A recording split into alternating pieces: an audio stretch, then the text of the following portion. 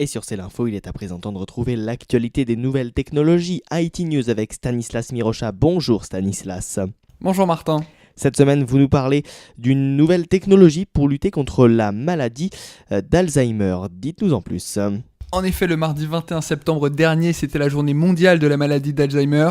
En 2016, il y avait 47 millions de personnes touchées par Alzheimer dans le monde, et on estime que d'ici 2050, il y en aura 131 millions.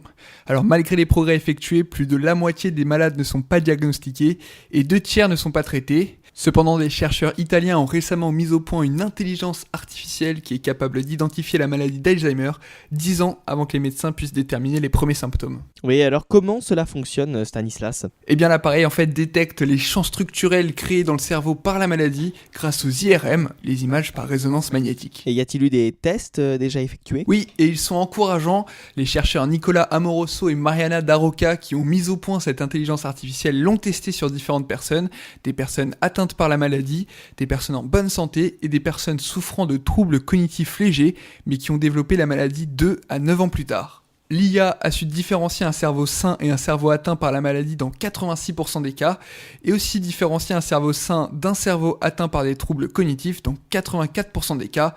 Conclusion, l'IA peut prévenir la maladie plusieurs années avant sa déclaration. Oui, mais alors justement, la question qui fâche, la question que tout le monde se pose, est-ce que cela va coûter cher ? Alors d'après la chercheuse Mariana Daroca, cette méthode est bien moins invasive et moins onéreuse que les outils actuels, et elle pourra être employée en dehors des centres ultra spécialisés. Donc ce qui est plutôt une bonne chose, et à noter aussi qu'ils ne sont pas seuls à plancher sur le sujet. L'année dernière, à Amsterdam, des chercheurs ont travaillé sur un outil similaire, et cet été, des chercheurs américains basés en Californie ont conçu un test oculaire pour effectuer un diagnostic précoce de la maladie.